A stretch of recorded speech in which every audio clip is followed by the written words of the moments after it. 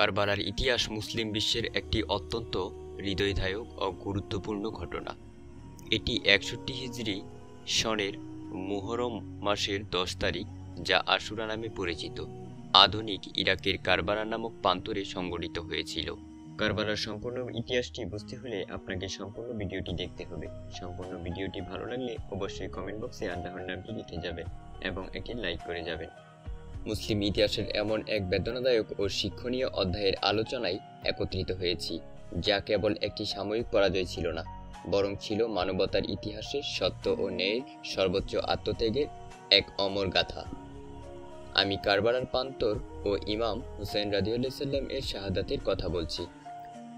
মুহররম মাস এলেই প্রতিটি মুমিনের হৃদয় সেই ভয়াল স্মৃতিগুলো জেগে ওঠে। আজ থেকে প্রায় ১৪০০ বছর আগে ৬১ হিজরি সনের ১০ই মুহররম ফোরাত নদীর তীরে কারবালা নামক মরুপ্রান্তরে যে ঘটনাটি হয়েছিল তা ইতিহাসের পাতায় আজও রক্তাক্ষরে লেখা। এই ঘটনা আমাদের শেখায় স্বৈরাচারের কাছে মাথা নত না করা এবং জীবনের বিনিময়ে দ্বীনের মৌলিক আদর্শ রক্ষা করা।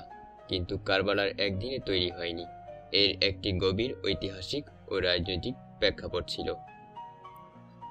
রাসূল সাল্লাল্লাহু আলাইহি সাল্লামের উফামের পর খেলাফতে রাশিদিনের সোনালী যুগ শেষ হয়। ইসলামের রাজনৈতিক কাঠামোতে আসে পরিবর্তন। হযরত মুয়াবিয়া রাদিয়াল্লাহু সাল্লাম এর পর তার পুত্র ইয়াজিদ মুসলিম জাহানের খলিফা হিসেবে ক্ষমতা গ্রহণ করেন। ইয়াজিদ ছিলেন ইসলামী আদর্শ থেকে দূরে, অন্যায় ও ফাকিসির পথে অভ্যস্ত। এর ফলে সাধারণ মানুষ ও বিশিষ্ট সাহাবীরা তার শাসন মেনে নিতে পারেননি। নবীজির প্রিয় দৌহিত্র জান্নাতের যুবকের সর্দার হযরত ইমাম হুসাইন ইবনে আলী রাদিয়াল্লাহু সাল্লাম স্পষ্ট ভাষায় ঘোষণা করেন, শাসনের অনুগত্য ইসলাম সমর্থন করে না। তিনি ইয়াজিদের হাতে বাইয়াত বা অনুগত্যের শপথ করতে দৃঢ়ভাবে অস্বীকার জানায়। ইয়াজিদের স্বৈরাচারে অতিষ্ঠ হয়ে ইরাকের কুফা নগরীর হাজার হাজার মানুষ ইমাম হুসাইন রাদিয়াল্লাহু সাল্লামকে চিঠি লিখে তাদের নেতৃত্ব গ্রহণ করার জন্য আহ্বান জানায়। তারা সত্য ও ন্যায়ের পক্ষে হুসাইন রাদিয়াল্লাহু সাল্লামের নেতৃত্বে প্রস্তুত ছিল। হুসাইন রাদিয়াল্লাহু সাল্লাম পরিস্থিতি যাচাইয়ের জন্য তার চাচাতো ভাই মুসলিম ইবনে আকিল রাদিয়াল্লাহু সাল্লামকে কুফায় পাঠান। প্রথমে কুফাবাসী বিপুলভাবে মুসলিম রাদিয়াল্লাহু সাল্লাম এর হাতে আনুগত্যের শপথ নিলেও ইয়াজিদের নতুন গভর্নর ইবাইয়াদুল্লাহ ইবনে জিহাদের ভয়াবহ দমন পীড়নের মুখে তারা বিশ্বাসঘাতকতা করে মুসলিম রাদিয়াল্লাহু সাল্লাম নির্ভুলভাবে শাহাদত বরণ করেন। এই ছিল কারবালার প্রথম রক্তপাত। এই হৃদয়দায়ক খবর সত্ত্বেও ইমাম হুসাইন রাদিয়াল্লাহু সাল্লাম সত্যের পথে অবিচল থেকে আল্লাহর উপর ভরসা করে পরিবার পরিজন এবং মাত্র ৭২ জন সঙ্গী নিয়ে কুফায় দিকে যাত্রা শুরু করেন। এই হৃদয় বিতারক খবর শোনা সত্ত্বেও ইমাম হুসাইন রাদিয়াল্লাহু সাল্লাম সত্যের পথে অবিচল থেকে আল্লাহর উপর ভরসা করে পরিবার পরিজন এবং মাত্র ৭২ জন সঙ্গী নিয়ে কুফার দিকে যাত্রা শুরু করেন। ৬১ হিজরির ২ মুহররম ইমাম হুসাইন রাদিয়াল্লাহু সাল্লাম এর কাফেলা ফুরাত নদীর তীরে কারবালা নামক মরুপ্রান্তরে এসে পৌঁছায়। এরপরই শুরু হয় চূড়ান্ত ট্র্যাজেডি। ইয়াজিদ বাহিনীর সেনারা উমর ইবনে সাদ এর নেতৃত্বে বিশাল সৈন্যদল নিয়ে ইমাম হুসাইন রাদিয়াল্লাহু সাল্লামকে চারদিক থেকে ঘিরে ফেলে। তাদের প্রথম ও সবথেকে অমানবিক পদক্ষেপ ছিল ৬১ হিজরির ৭ই মুহররম থেকে ফুরাত নদীর পানি সম্পূর্ণরূপে বন্ধ করে দেওয়া। নবী পরিবার এবং তাদের সাথীরা শিশু বৃদ্ধ নির্বিশেষে পানির অভাবে তীব্র কষ্ট ভোগ করতে লাগলেন। ইয়াজিদ বাহিনী বারবার হুসাইন রাদিয়াল্লাহু সাল্লামকে দুটি শর্তের যে কোনো একটি মানার জন্য চাপ দেয়, হয় ইয়াজিদ কাছে বাইয়াত গ্রহণ, নয়তো বিনা শর্তে আত্মসমর্পণ। ইমাম হুসাইন রাদিয়াল্লাহু সাল্লাম অত্যন্ত দৃঢ়তার সাথে বলেন, আমি স্বেচ্ছায় কোনো অন্যায়ের কাছে মাথা নত করব না। যদি ইয়াজিদের বাইয়াত গ্রহণ করি তবে ইসলামের আদর্শ নষ্ট হবে। জীবন দেব, কিন্তু সত্যের সাথে আপোষ করব না। 10ই মুহররম শুক্রবার আশুরার দিন। ইতিহাসের সেই কালো দিনটি ঘনিয়ে এলো। ইমাম হুসাইন রাদিয়াল্লাহু শেষবারের মতো তার সাথীদের একত্রিত করলেন। তিনি তাদের রাতে অন্ধকারে চলে যাওয়ার জন্য অনুমতি দিলেও সেই মুষ্টিয়ের সঙ্গীরা তাকে ছেড়ে যেতে অস্বীকার করলেন। তারা বললেন, আপনার পরে বেঁচে থাকা আমাদের কাছে মৃত্যু থেকে অধিক যন্ত্রণাদায়ক।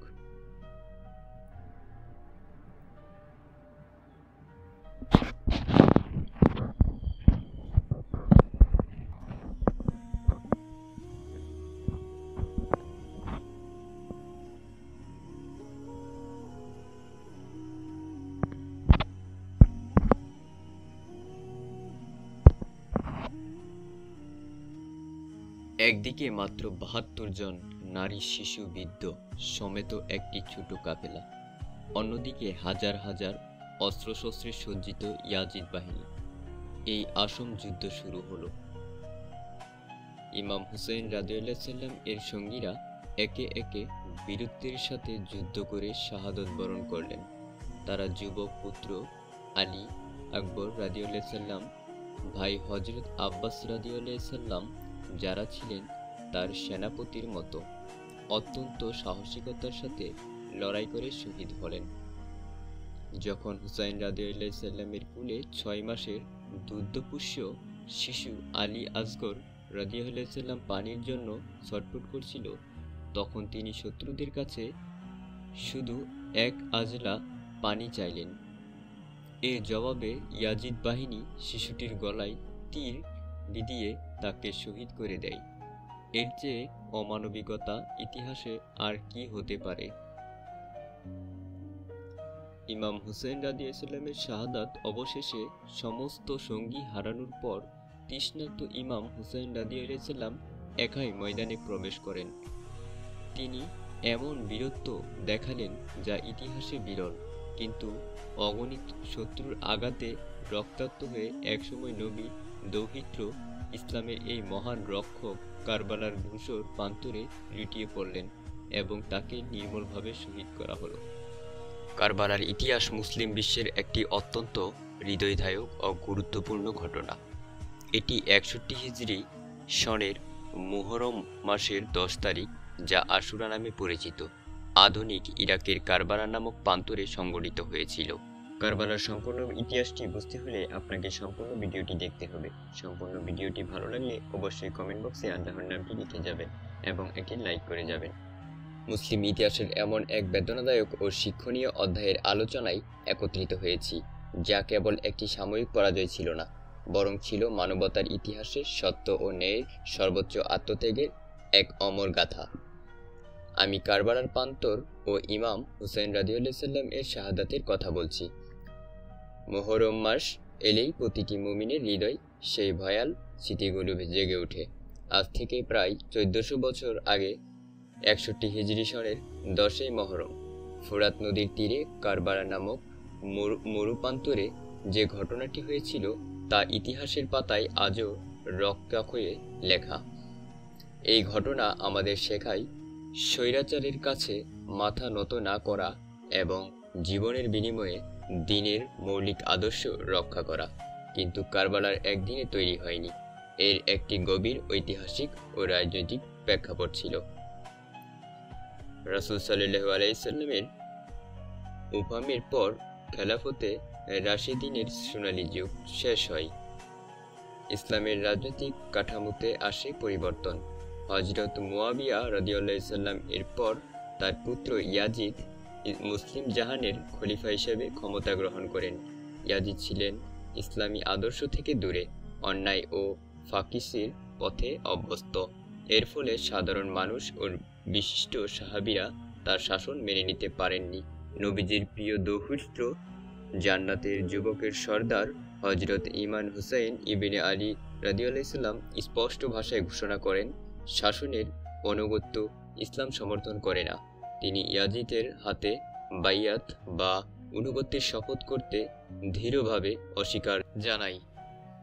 ইয়াজিদের স্বৈরাচারে অতিষ্ঠ হয়ে ইরাকের কুফা নগরীর হাজার হাজার মানুষ ইমাম হুসেন রাদিয়াল্লাহু চিঠি লিখে তাদের নেতৃত্ব গ্রহণ করার জন্য আহ্বান জানায়। তারা সত্য ও ন্যায়ের পক্ষে হুসাইন রাদিয়াল্লাহু সাল্লামের নেতৃত্বে প্রস্তুত ছিল। হুসাইন রাদিয়াল্লাহু সাল্লাম পরিস্থিতি যাচাইয়ের জন্য তার চাচাতো ভাই মুসলিম ইবনে আকিল রাদিয়াল্লাহু সাল্লামকে কুফায় পাঠান। প্রথমে কুফাবাসী বিপুলভাবে মুসলিম রাদিয়াল্লাহু সাল্লাম এর হাতে আনুগত্যের শপথ নিলেও ইয়াজিদের নতুন গভর্নর ইবাইয়াদুল্লাহ ইবনে জিহাদের ভয়াবহ দমন পীড়নের মুখে তারা বিশ্বাসঘাতকতা করে মুসলিম রাদিয়াল্লাহু সাল্লাম নির্ভুলভাবে শাহাদত বরণ করেন। এই ছিল কারবালার প্রথম রক্তপাত। এই হৃদয়দায়ক খবর সত্ত্বেও ইমাম হুসেন রাদিয়াল্লাহু সাল্লাম সত্যের পথে অবিচল থেকে আল্লাহর উপর ভরসা করে পরিবার পরিজন এবং মাত্র ৭২ জন সঙ্গী নিয়ে কুফায় দিকে যাত্রা শুরু করেন। এই হৃদয় বিতারক খবর শোনা সত্ত্বেও ইমাম হুসাইন রাদিয়াল্লাহু সাল্লাম সত্যের পথে অবিচল থেকে আল্লাহর উপর ভরসা করে পরিবার পরিজন এবং মাত্র ৭২ জন সঙ্গী নিয়ে কুফার দিকে যাত্রা শুরু করেন। ৬১ হিজরির ২ মুহররম ইমাম হুসাইন রাদিয়াল্লাহু সাল্লাম এর কাফেলা ফুরাত নদীর তীরে কারবালা নামক মরুপ্রান্তরে এসে পৌঁছায়। এরপরই শুরু হয় চূড়ান্ত ট্র্যাজেডি। ইয়াজিদ বাহিনীর সেনারা উমর ইবনে সাদ এর নেতৃত্বে বিশাল সৈন্যদল নিয়ে ইমাম হুসাইন রাদিয়াল্লাহু সাল্লামকে চারদিক থেকে ঘিরে ফেলে। তাদের প্রথম ও সবথেকে অমানবিক পদক্ষেপ ছিল ৬১ হিজরির ৭ই মুহররম থেকে ফুরাত নদীর পানি সম্পূর্ণরূপে বন্ধ করে দেওয়া। নবী পরিবার এবং তাদের সাথীরা শিশু বৃদ্ধ নির্বিশেষে পানির অভাবে তীব্র কষ্ট ভোগ করতে লাগলেন। ইয়াজিদ বাহিনী বারবার হুসাইন রাদিয়াল্লাহু সাল্লামকে দুটি শর্তের যে কোনো একটি মানার জন্য চাপ দেয়। হয় ইয়াজিদ কাছে বাইয়াত গ্রহণ, নয়তো বিনা শর্তে আত্মসমর্পণ। ইমাম হুসাইন রাদিয়াল্লাহু সাল্লাম অত্যন্ত দৃঢ়তার সাথে বলেন, আমি স্বেচ্ছায় কোনো অন্যায়ের কাছে মাথা নত করব না। যদি ইয়াজিদের বাইয়াত গ্রহণ করি তবে ইসলামের আদর্শ নষ্ট হবে। জীবন দেব কিন্তু সত্যের সাথে আপোষ করব না। ১০ই মুহররম শুক্রবার আশুরার দিন। ইতিহাসের সেই কালো দিনটি ঘনিয়ে এলো। ইমাম হুসাইন রাদিয়াল্লাহু সাল্লাম শেষবারের মতো তার সাথীদের একত্রিত করলেন। তিনি তাদের রাতের অন্ধকারে চলে যাওয়ার জন্য অনুমতি দিলেও সেই মুষ্টিয়ের সঙ্গীরা তাকে ছেড়ে যেতে অস্বীকার করলেন। তারা বললেন, আপনার পরে বেঁচে থাকা আমাদের কাছে মৃত্যু থেকে অধিক যন্ত্রণাদায়ক।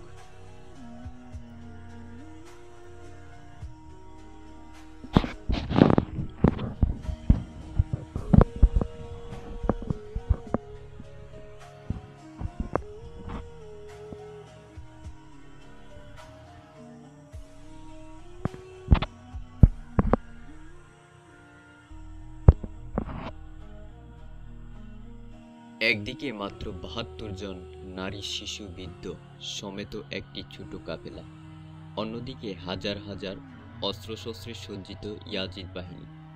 এই আসম যুদ্ধ শুরু হলো। ইমাম হুসাইন রাদিয়াল্লাহু সাল্লাম এর সঙ্গীরা একে একে বীরত্বের সাথে যুদ্ধ করে শাহাদত বরণ করলেন।